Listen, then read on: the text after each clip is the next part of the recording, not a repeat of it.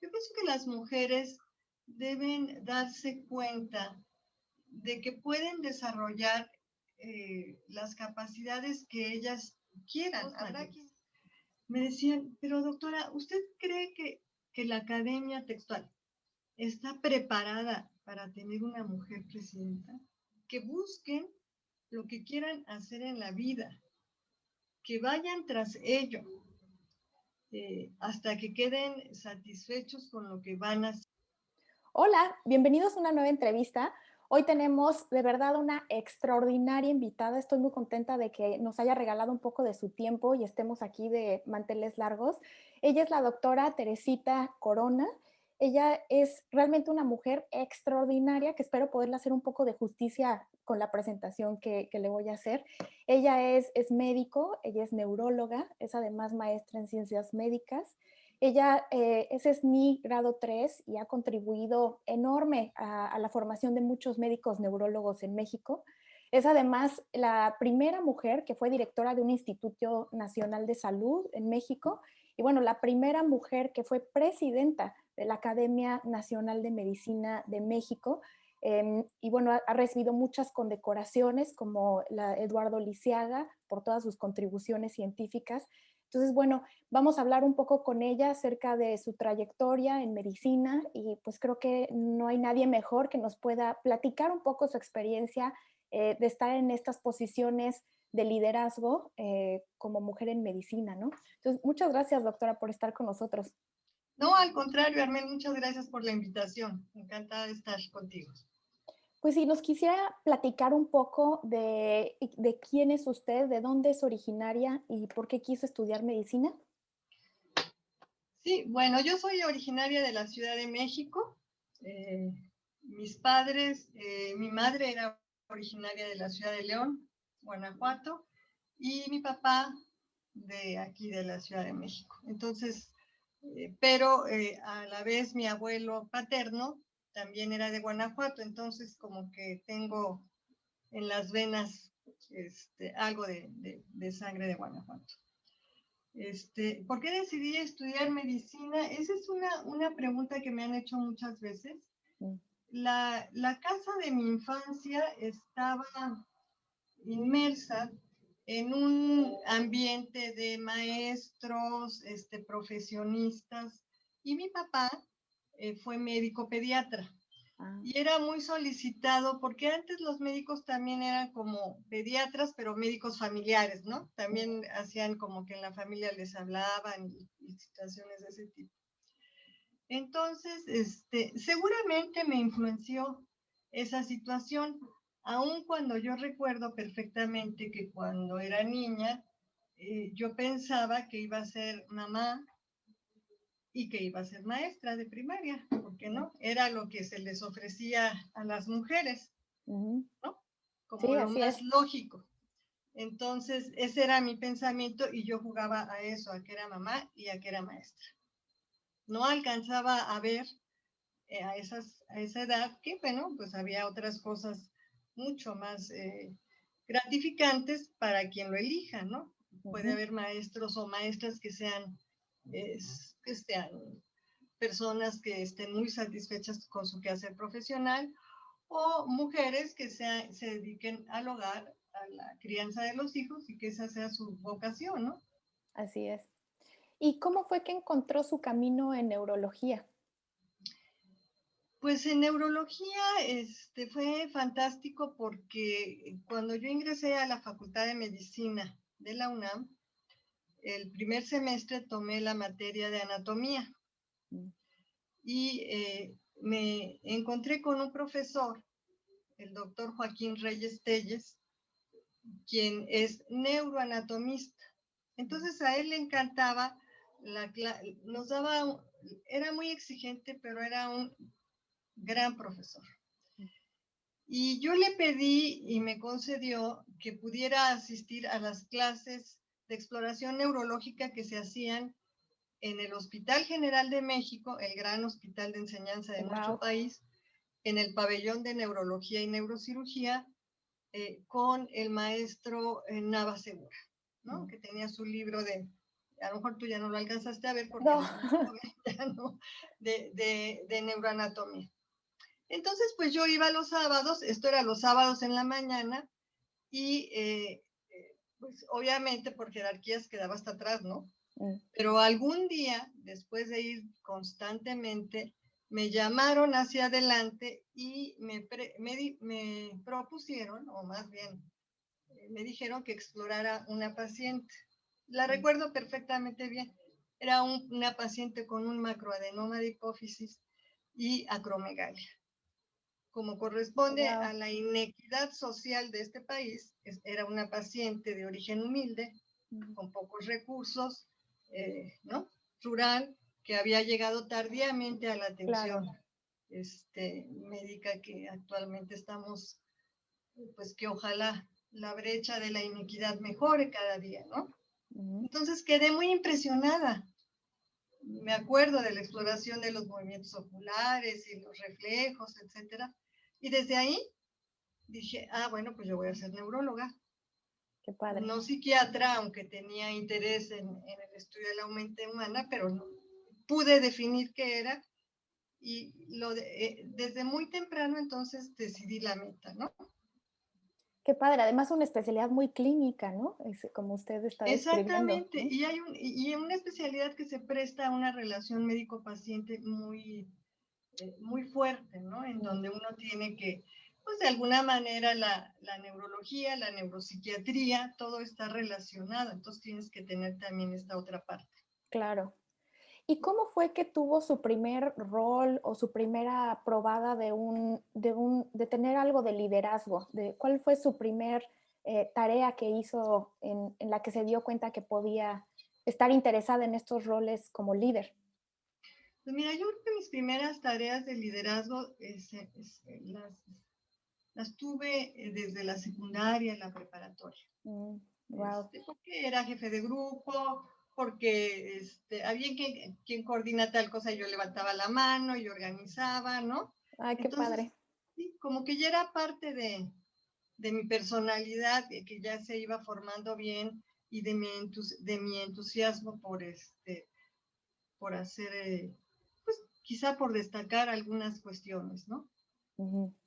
Posteriormente, en la Facultad de Medicina, pues tuve muy buen rol, igual después en la residencia médica, en la residencia de neurología, pero ya para entonces, cuando yo estaba en la residencia de neurología, estaba completamente segura de que tenía que hacer algo en función del género, no nada más de la medicina. Ya desde entonces me quedaba clara esa situación y de por qué yo continuamente trataba de hacer, por ejemplo, le propuse al jefe de enseñanza del lo que era el Centro Médico Nacional, aquel que se cayó en el temblor del 85, hacer sesiones culturales.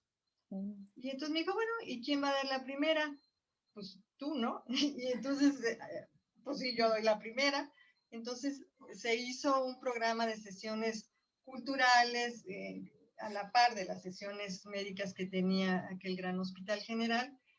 Y así es como iba yo haciendo, ¿no? Pues yo creo que algo que quisiera preguntarle es, ¿qué pasa, justo hablando del liderazgo de las mujeres, cómo podemos aumentar nuestra participación? Porque no todas nosotras naturalmente tenemos el ofrecernos y el presentarnos, ¿no? Sin duda, hay personas que lo tienen naturalmente, sin embargo, también es una capacidad que se puede desarrollar, ¿no? ¿Cuál sería como su perspectiva de esto? Mira, Armel, yo pienso que sí, efectivamente, ni a las mujeres ni a los hombres, ¿no? Pero dado que hay una inequidad en la selección para circunstancias de liderazgo cuando hay hombre y mujer, yo pienso que las mujeres deben darse cuenta de que pueden desarrollar las capacidades que ellas quieran. Habrá quien diga, yo prefiero estar en un laboratorio básico, más aislada, porque ese es mi desiderato, eso es lo que yo quiero hacer, está perfecto. Pero habrá quien quiera, pues llegar a ser un poco más en situación de liderazgo, de formación o de coordinación, pero que en algún momento se detenga por ser mujer. Ahí es donde hay que trabajar mucho. Es un constructo social, ¿no? Como dije, yo pensaba de niña que iba a ser mamá y maestra, que me alcanzaba, hasta ahí me alcanzaba la visión de niña, ¿no?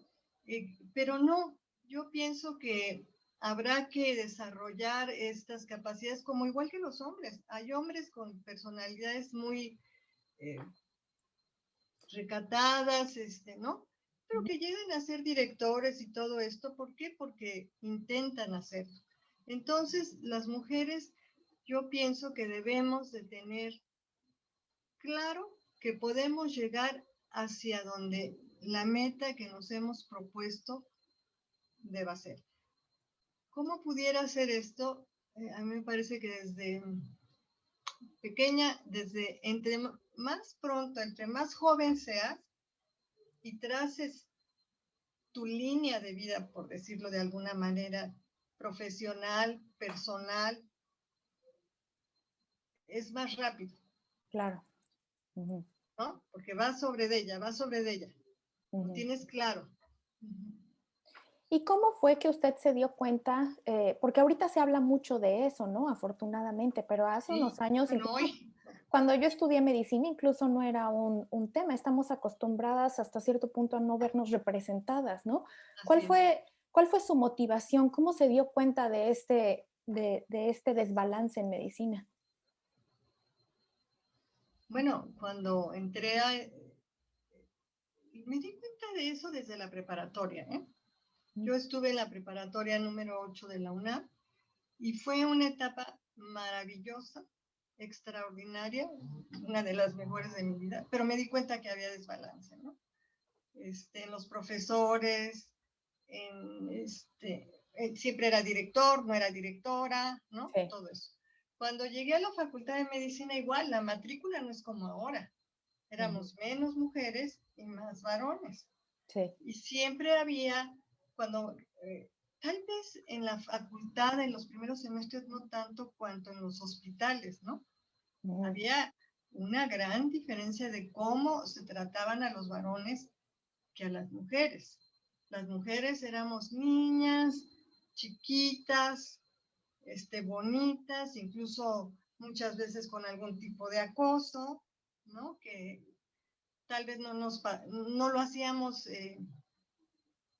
no sentíamos que era acoso, sino que era natural, a veces con profesores.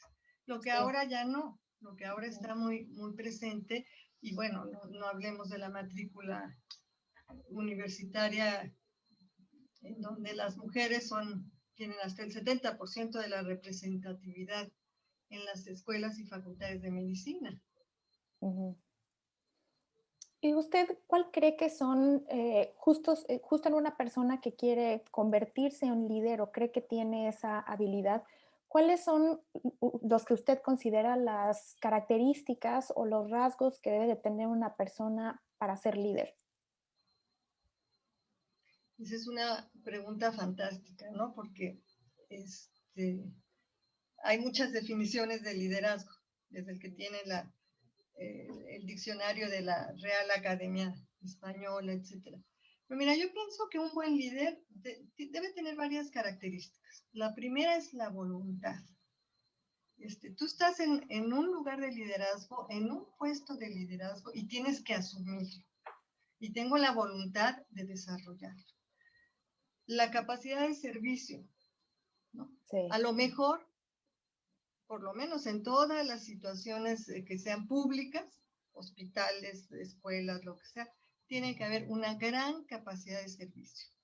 Es decir, esto implica que tus tiempos se van a reducir para otras actividades recreativas. Pero lo tienes que asumir porque ya quisiste estar en ese lugar. La otra circunstancia es escuchar, hablar, legitimizarte adentro de la comunidad con la que estás trabajando. Es decir, tú tienes que escucharlos para que ellos te escuchen a su vez.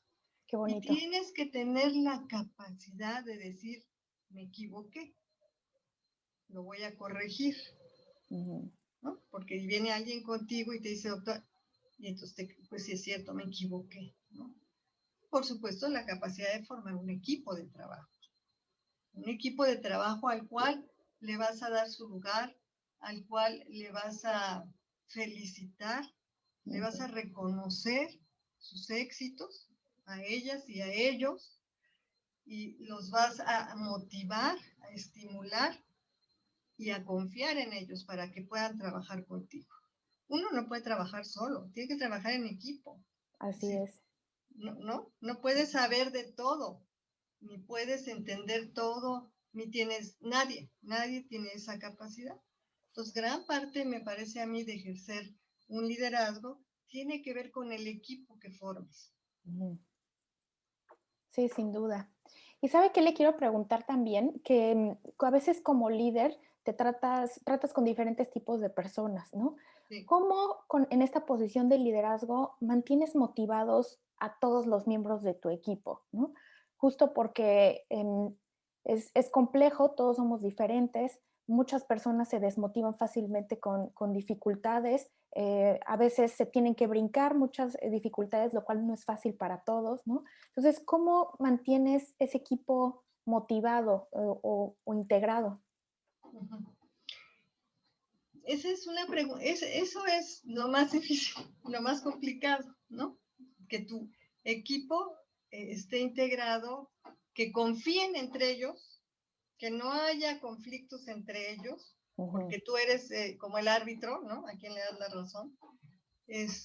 Pero además, que los mantengas, como acabas de decir, motivados y contentos con el trabajo que están realizando.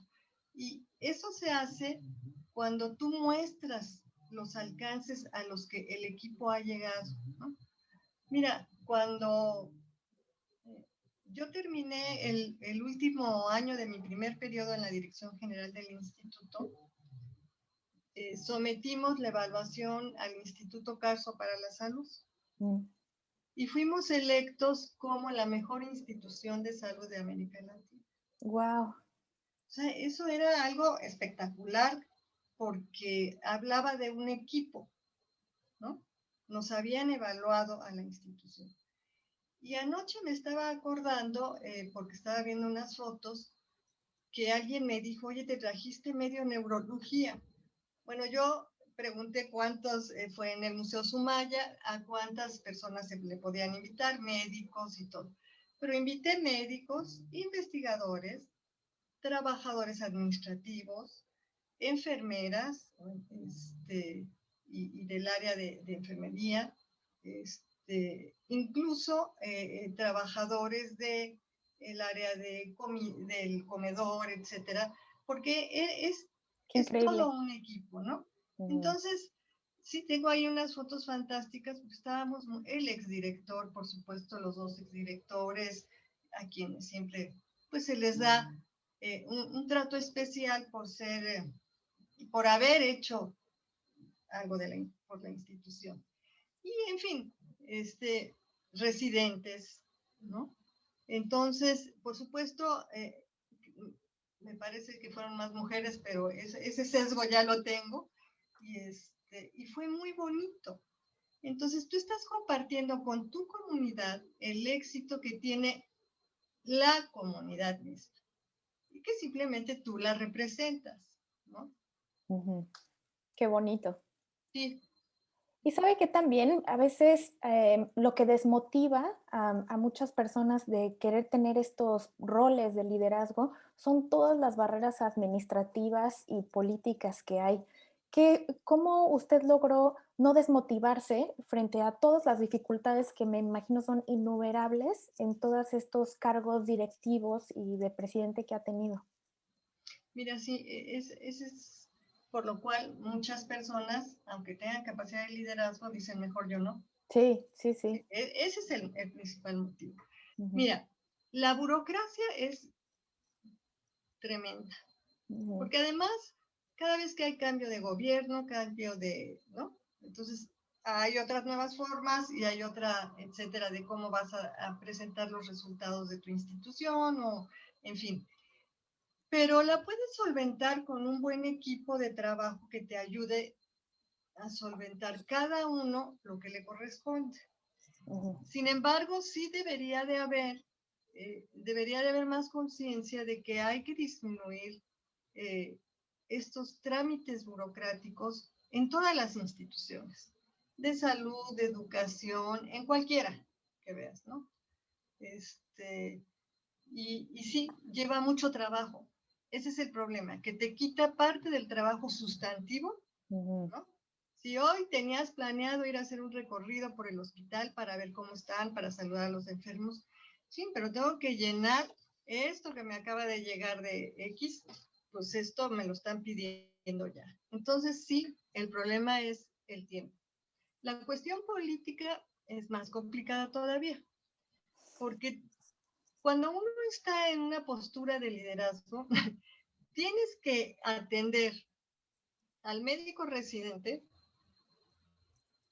que viene quejándose porque en enseñanza no le atendieron. Sí. Y tienes muchas veces que, entonces, hablas de enseñanza y tú ya escuchaste y haces esta situación. Esas son tipos como de negociación. Pero las que son mucho más difíciles, bueno, con los investigadores igual, con los médicos, con todas las pequeñas comunidades que hay dentro de una gran comunidad, con los trabajadores de base, ¿no? Y tenemos a los sindicatos. Y los sindicatos te paran el hospital, o te para, etcétera. Entonces tienes que negociar con ellos. Y a veces la negociación no es la que quieres hacer originalmente. Tú llevas una idea, vas a ceder algo, porque tienes que ceder algo, porque a lo mejor ellos también tienen cierta razón, los trabajadores de base, ¿no? Por sus condiciones laborales, etcétera. Pero a veces puede estar radicalizado o tener algún otro motivo de desestabilización de la institución. Y ahí es donde hay que ser muy observador, tomar el consejo de quien ya ha pasado eso y, por supuesto, tener alianzas afuera de la institución, adentro de la institución. Esas las tienes que ir tejiendo desde el primer día. Porque si no, cuando llega una situación muy fuerte, ¿no? De contrapeso, pues te tienes que ayudar de otros.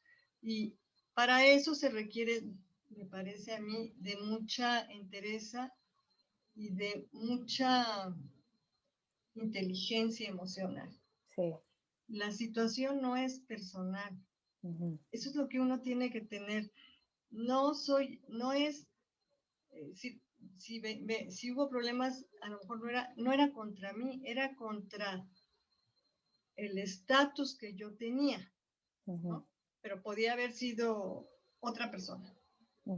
La mayoría de las veces no es personal. Hay algunas personales que, bueno, pues esos partidos de fútbol te los tienes que aventar a fuerza, ¿no? Esos no. Pero generalmente no es personal. Entonces entonces tienes que ir tejiendo, tienes que preguntar, tienes que hacer mucho lo que llaman lobbying, ir a muchos lugares, presentar a la institución, justificar la institución, platicar honestamente la situación que está pasando, ¿no?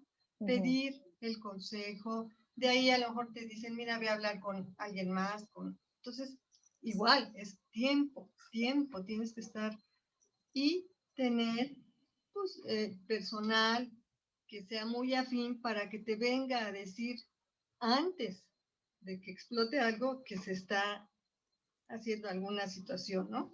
Wow.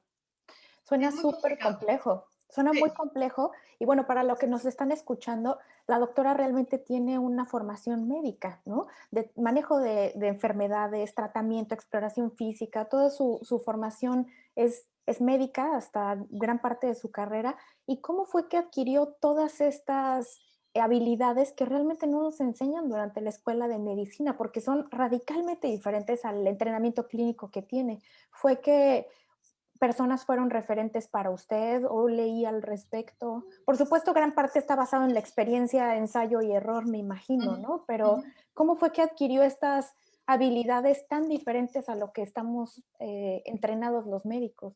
Sí, yo pienso que las fui adquiriendo desde joven, como te decía, desde los roles que iba intuitivamente tomando, ¿no?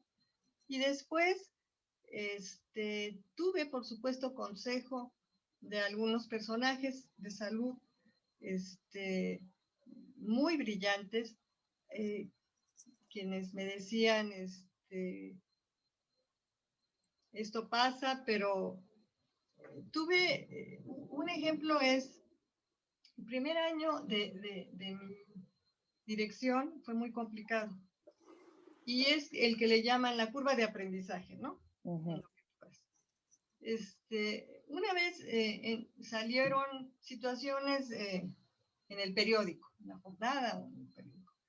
Entonces me llegó a visitar a la dirección sin avisarme el doctor Jesús Humarte, y lo refiero a él porque fue un hombre extraordinario conmigo en ese sentido.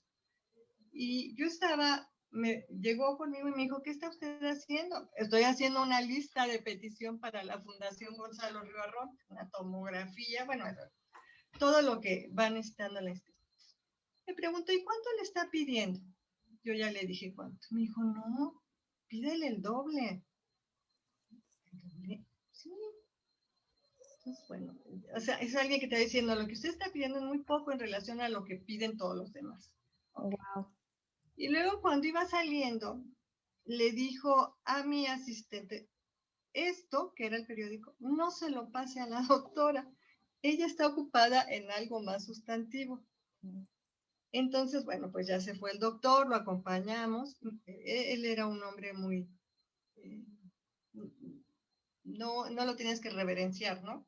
Entonces, no me acompañe, usted siga con los bueno, como eso, como esos detalles tuve de varios personajes de, de la salud en México, a los cuales yo les preguntaba, varios personajes de la UNAM, yo estoy muy ligada a la UNAM, o que observaban lo que estaba pasando y me llamaban y me decían, nos echamos un cafecito, y entonces en el cafecito era para decirme, mira, yo creo que te puedes ir por aquí, por allá, etcétera. Al final de cuentas, la que toma la decisión es uno, Claro. pero lo vas aprendiendo. De la cuestión administrativa, yo me tomé un curso en línea rápidamente con la Universidad Complutense. ¿A qué hora? No sé, pero lo hacía, ¿no? Pero tuve un director de administración que afortunadamente, y lo digo así, de carrera de licenciatura, es médico. Mm. Y después hizo la maestría de administración. Entonces entendía muy bien los problemas del abasto que necesitábamos en el hospital. Y era un hombre que me hablaba de manera pues relativamente sencilla de cómo eran las situaciones administrativas. Ujú. Y luego alguien me dijo, el órgano interno de control al que todo el mundo le tiene horror porque te señala todo, en todas las instituciones hay, no está para crearte problemas. Más bien tú debes encargarle lo que tú tienes como en la mira. Y sí lo hice, por ejemplo, en alguna ocasión les dije, por favor revisen el área de compras de insumos. Ahí había una persona que estaba, pues que estaba actuando mal, ¿no? Entonces, cuando alguien viene y te dice, pues, no es por chisme, no es por un papelito, ¿no? Claro. Se hace la investigación completa y entonces te ayudan a tomar ya una decisión de que se vaya o lo que sea prudente en ese momento. Pues sí, sí es complicado, muy complicado, pero a la vez si te gusta, es una situación de una gran satisfacción, ¿no? Cuando ves las generaciones de los médicos residentes, que son los que a mí más me gustan. Yo había sido 10 años antes directora de enseñanza.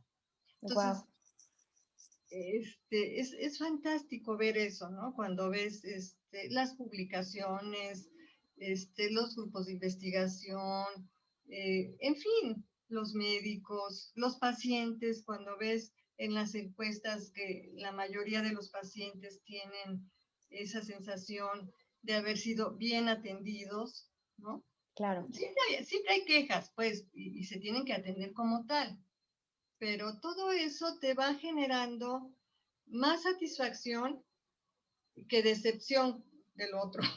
Y entonces sigues y sigues y sigues y sigues y sigues, ¿no? Ujú. Y suena nuevamente que el formar un equipo es gran parte del éxito, ¿no? En una posición de liderazgo. ¿Cómo podemos seleccionar nuestro equipo? ¿A usted le gusta tener diversificación en las personas jóvenes con más experiencia? A lo mejor personas que la reten un poco o la lealtad o la confianza es lo más importante para usted. ¿Cómo fue y cuál es su clave para ensamblar esos equipos que funcionen para usted? Bueno, ahí tienes razón en esto, es muy complicado. Sí, por supuesto necesitas personas que tengan lealtad a la institución. Y esa lealtad se tiene que reflejar en que te van a decir todo, Ujú, sea positivo o negativo. ujú, Pero ellos tienen que saber que tú tienes la capacidad de la receptividad de que lo que te puedan decir sea negativo claro. y que se pueda enmendar. Ujú, Por supuesto, me gustan personas mayores con cierta experiencia, con perfil, por ejemplo, en la administración, ¿no? Si alguien que tuviera ya experiencia. Pero igual puede ser que la dirección de enseñanza se la dejes a alguien más joven que trae más conocimiento de las tecnologías, del acercamiento con los jóvenes. Y a mí me resultó magnífico cuando los directores de enseñanza, que eran jóvenes, vienen y me presentan en una laptop un, un proyecto para hacer un área educativa que yo tenía ganas desde hacía mucho tiempo porque el instituto tenía no un auditorio, sino una aula magna, digamos, ¿no? Y le faltaban aulas de videoconferencia y todo esto.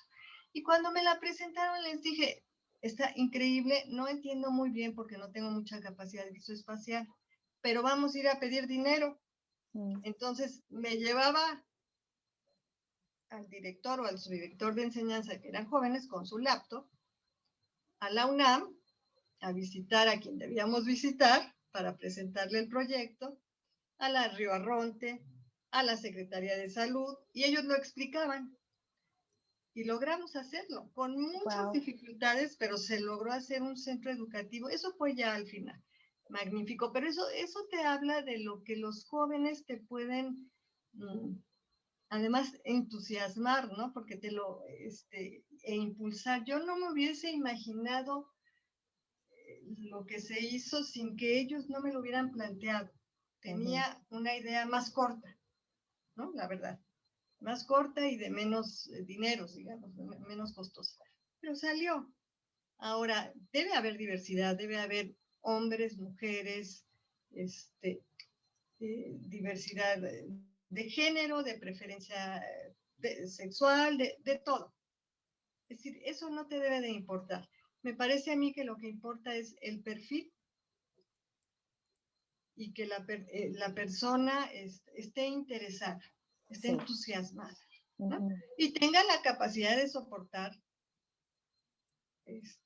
pues, las contrariedades, por decirlo sí. así, ¿no? Entonces, Sí, eso es fantástico, sí. sí, esa diversificación yo creo que muchas veces es la clave del éxito, ¿no? Y tener la Sin duda, visión de muchas personas diferentes, ¿no?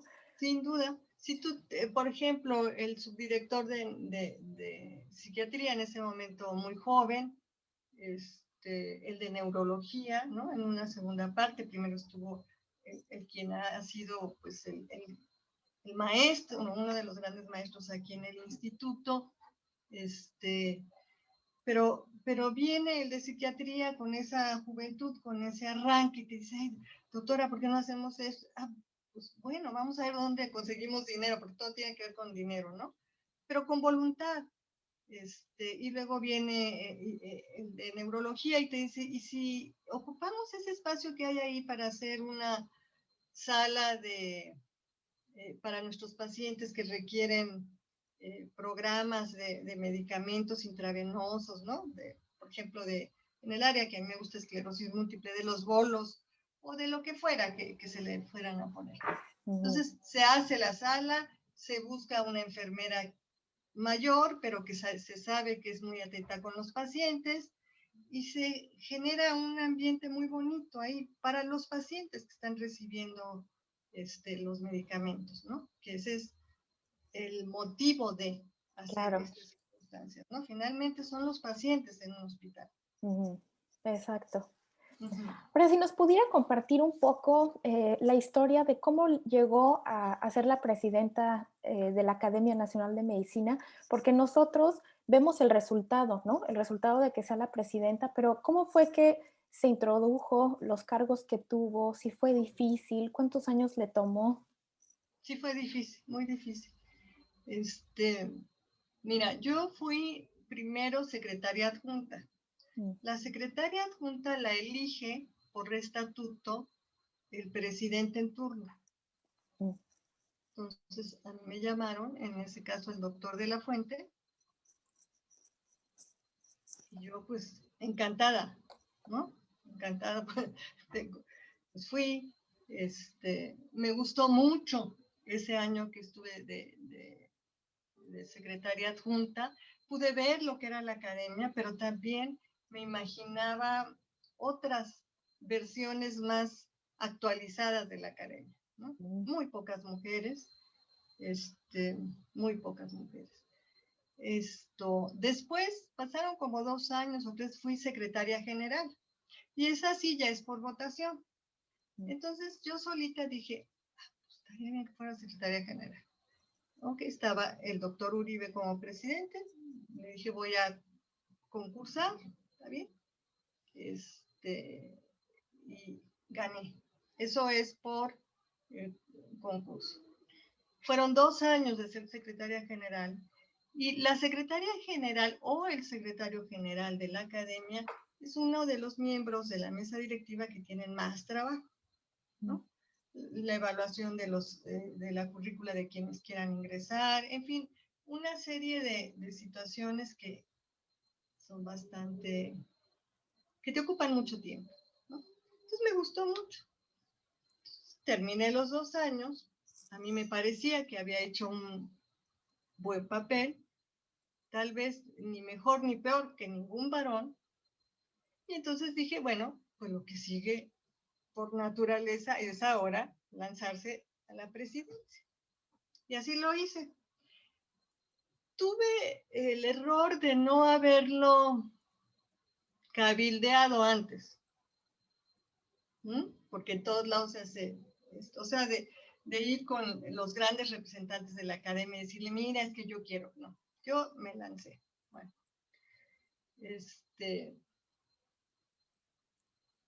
mandé mi currículum, mandé mi proyecto de trabajo, todo esto. Y esos momentos, ese año sí fue muy difícil y te puedo decir que llegó a ser no tan solo difícil, sino desagradable.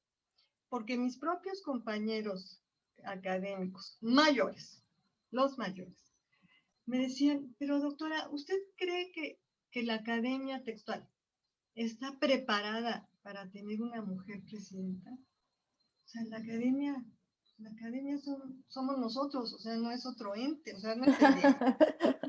Sí. A él no le ha de haber parecido de ninguna manera una grosería, porque te digo, es un constructo social que tiene, ¿no? Claro. Entonces, no quería, era un hombre bueno, no quería, pero me lo dijo, ¿no? Y como esas, varias otras, ¿no? Primero deme un beso aquí y luego le digo si le doy mi voto, ¿no? Situaciones de esas, ¿no? Entonces, sí fue desagradable. Y cuando íbamos al final de la carrera, yo sabía que iba a perder, como la novela de García Márquez, ¿no? yo ya sabía, era la pérdida anunciada, ¿no? Y me hablaron dos académicos fantásticos, el doctor Frank, el mayor, Silvestre, y otra vez el doctor Kumat. Y luego el doctor Frank me hizo una pregunta muy buena. Me dijo, Teresita, ¿ya sabe lo que va a pasar? Le dije, sí, doctor, pero no se va a retirar. Me dije, no, no me voy a retirar, porque se tiene que visibilizar a la mujer. Si pierdo, ya perdí, pero ya se visibilizó. Entonces, efectivamente, así fue, perdí. Pasaron 10 años que estuve en la dirección general del instituto, que mostré haber sido una directora de un instituto, que mi currículum era, pues, era SNI 3, ya de tiempo, tenía bla, bla, bla, para haber llegado a la... Ya nadie me hizo esa serie de comentarios, ya no hubo. También yo lo hice ya de otra manera, con más experiencia, con más visión. Es muy acompañada por mis compañeras académicas, muy acompañada, y también por muchos académicos, tanto de la UNAM, cuanto incluso de mis maestros de la residencia. Entonces iba yo ya con mucha seguridad en esa elección, y bueno, pues sí te da el nervio, pero logré hacerlo, ¿no? Pero me tomó todo ese camino. Sí. Es que sabe que yo creo que para nosotros, que somos generaciones un poco más jóvenes, para mí ver su foto en el auditorio de la Academia Nacional como la primera mujer y todos los demás cuadros del hombre, para mí fue muy importante, ¿no? Fue algo muy importante, me hizo darme cuenta de que todo es posible, ¿no? ¿Y qué significa para las demás doctoras mexicanas que la Academia ya haya tenido una presidenta? ¿Qué significa para nosotras? Yo pienso que es muy emblemático. Mira, me han llegado muchos mensajes y lo que espero es que no sea como un epifenómeno, ¿no? Hay muchas académicas muy preparadas, con mucho ánimo adentro de la academia, mayores, jóvenes de todos, que pueden pueden ser presidentes perfectamente bien, ¿no? Como lo puede hacer un hombre, o sea, ahí no importa, ya uno va cambiando la situación. Si tú me preguntas, mis 2 años de presidencia, pues fue con el cambio de gobierno, cambiaron los paradigmas de muchas cosas, ¿no? Pero lo importante es que se vea que se puede, como tú lo acabas de decir, que las mujeres que están ahí y las jóvenes vean, y si tienen ganas, si eso es lo que ellas quieren, que aspiren a, ¿no? Hacerlo en algún momento. Mira, yo llevé a mi hija de 13 años y a que me ayudara a develar el óleo. Ay, Pero qué padre. lo hice para que ella lo viera, ¿no? No como presunción o como decirle, tú a fuerzas, no, para que veas que una mujer puede, pues, hacer lo que ella se plantea en algún momento, ¿no? Exacto. Sí, y yo creo que tiene mucho que ver con la representación, ¿no? El vernos representadas, el ver que se puede, el ver que ya hubo alguien, ¿no? Yo creo que eso es muy importante. Ahora, ¿qué es lo que necesitaríamos al día de hoy para aumentar mucho más esta representación dentro de las instituciones? Porque sí, efectivamente, las mujeres representamos la gran mayoría de la fuerza de trabajo en los sistemas de salud, por mucho, ¿no? La ONU dice el 70%, pero solamente el 25% estamos en algún tipo de trabajo o de posición de toma de decisiones y de liderazgo. ¿Qué podemos hacer para aumentar este número en el futuro y que las mujeres estén sentadas en la silla? Claro, esa es la pregunta más importante y tú lo acabas de decir. Cuando te responden, es que nada más vean la matrícula, como el 70% son mujeres, como en la salud. No, esas son cifras engañosas. ¿Por qué? Porque no están equiparadas en los puestos de toma de decisión. Exacto. Es muy difícil, ¿no? Exacto. Entonces, ¿qué podemos hacer? Mostrar yo entiendo que al día de hoy, y es de cierto, la mujer todavía tiene que mostrar más trabajo, más empeño que el hombre para tener un puesto de este tipo. En verdad, estoy convencida de ella y espero que esta inequidad de percepción, ya con las generaciones jóvenes como la tuya, porque tú platicas ahora con los varones jóvenes y ya tienen otro pensamiento un poco más, Sí, claro. ¿no? Incluyente, es diferente. Pero en otros países, por ejemplo, en Estados Unidos, en Massachusetts, en algunas universidades, es impresionante, hay artículos muy claros, ver cómo la brecha entre hombres y mujeres se muestra en una brecha salarial. Aún teniendo el mismo grado, el mismo puesto, las mismas horas de trabajo, gana más el varón que la mujer. Así y es. más en las especialidades quirúrgicas. Y porque a la mujer se le ve también como un problema cuando es joven, porque en un momento dado puede tener, ejercer su maternidad, ¿no? Entonces, no, pues ahí ya no va a estar aquí tanto tiempo. O porque, sí, pues tiene que salir por los niños a la escuela, ¿no? Los cuidados del hogar, etcétera. Pero yo pienso que esto se ha ido mejorando. Los hombres, los jóvenes de hoy, lo van viendo más natural, están compartiendo más las responsabilidades parentales del hogar.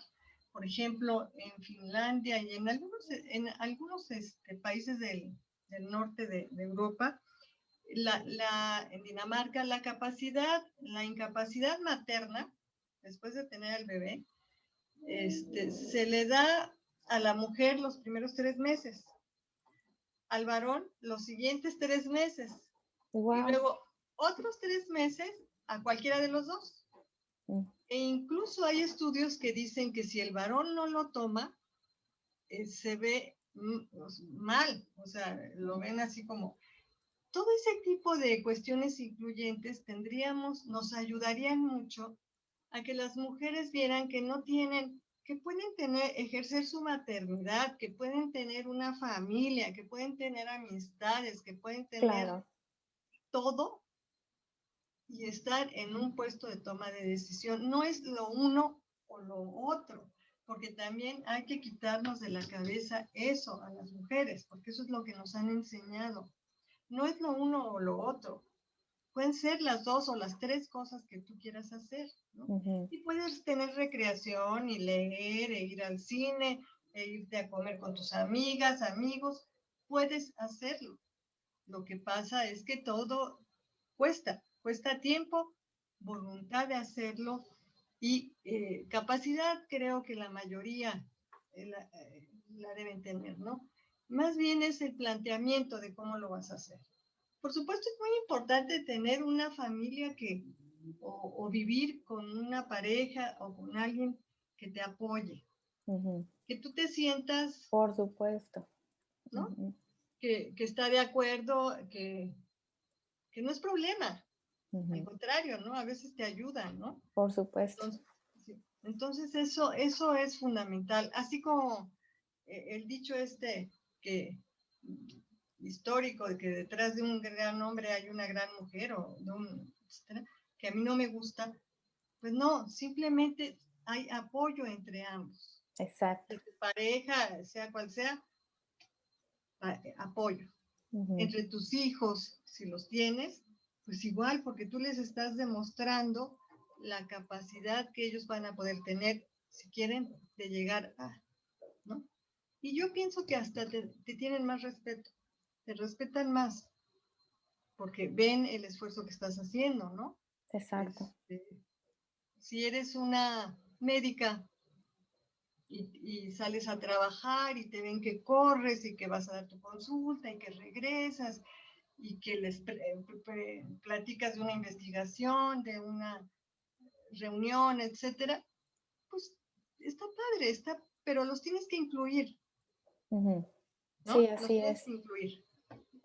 ¿Y cómo es esta lucha por encontrar este balance justo entre la vida familiar o la vida personal y la vida en medicina? ¿Cómo fue que usted lo encontró o está luchando por encontrarlo? No, no, no, no estoy luchando por encontrarlo. Este, Mira, para serte franca, no me fue tan difícil. Mm. Yo tengo una pareja que no es macho, no es el típico prototipo del hombre mexicano que va a decir, no, tú te quedas aquí porque yo me tengo que ir a trabajar, ¿no? Entonces, eso me ayudó mucho, sin duda, ¿no? Una Ujú. amiga una vez me dijo, tú no cuentas en las encuestas porque tu marido es como si fuera nórdico, ¿no? Por el pensamiento, entonces tú no digas. La verdad es que es fantástico, ¿no? No digo que haya fluido así, ¿no? Hay que negociar, en la vida todo es una negociación, ¿no? Yo hago esto, Claro, esto es esto. Los hijos, igual. Bueno, pues eh, eh, tenemos dos hijos con una distancia muy grande entre ellos, entonces han sido como únicos. Y bueno, pues la atención, quién va por él, quién lo recoge, quién lo lleva, todo eso hay que negociarlo. Todo eso tiene que ser de común acuerdo, ¿no? ujú, Digo que habrá ocasiones en que el acuerdo sea tenso, pues sí, ¿no? Pues es natural, pero los mismos hijos te lo van facilitando cuando tú les vas mostrando. Yo no tuve realmente grandes problemas, ni con mi vida social. Tengo muchas amigas, tengo amigos, incluso en el extranjero, y siempre me he dado un espacio para cultivar las amistades, porque a mí me parece una de las relaciones más hermosas de la vida, ¿no? claro. Mis amigas de la preparatoria, por ejemplo, ¿no? Cultivarlos, esos espacios, y bueno, recrearte también, ¿no? A mí Así me es. gusta el cine, me gusta leer, bueno, pues tienes que buscar espacios para que no estés nada más ensimismada en el trabajo, porque también tu visión se vuelve tubular. Claro. Sí, Ujú. claro. Sí. Pues bueno, doctora, muchas gracias de verdad por su tiempo y por todo lo que nos compartió. Muchas felicidades y muchas gracias por todo lo que ha hecho por la medicina en México. Y si nos pudiera dejar un último mensaje, un último consejo para todos los médicos que nos están escuchando acerca de esto, de ser líderes, de ser representados, que nos pudiera compartir. Ay, muchas gracias. Bueno, primero agradecerte, Almel, que tengas este tipo de entrevistas, le estés dando difusión a esto, ¿no? Habla de tu liderazgo y de tu capacidad Gracias. sí, que tienes pues, para reunir personas que tú quieras que hablen de este punto.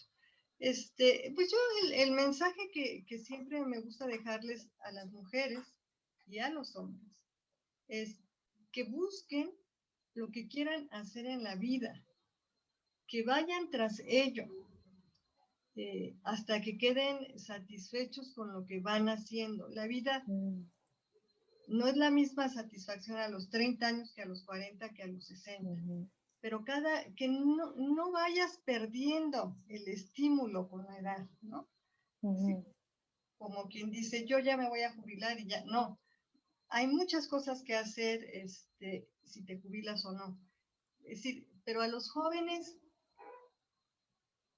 que lo pueden hacer, sobre todo a las mujeres, que pueden tener una vida familiar muy grata, ejercer su maternidad, que es una situación extraordinaria que se nos da a las mujeres por nuestra biología, pero que también pueden a la par llevar una vida profesional muy gratificante, ujú. la que escojan, la que les sea adecuada.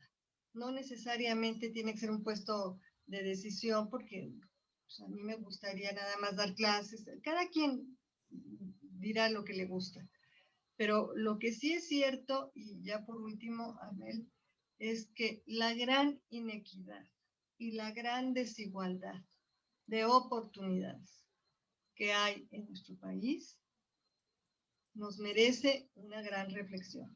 Y todas las que tenemos la oportunidad de tener educación, formación y eso, tenemos también la obligación de ayudar a disminuir esta brecha, ya no de género, sino de desigualdad socioeconómico-cultural, ¿no? Tiene toda la razón, qué bonito mensaje, muchas gracias, doctora. Pues sí, nos toca a todas, ¿no? De una o de otra manera nos toca. Pues muchas gracias, doctora, gracias por su tiempo y por todo lo que nos compartió. Un gusto haber hablado con usted. Muchas gracias, ¿eh? Un abrazo. Bye. Bye.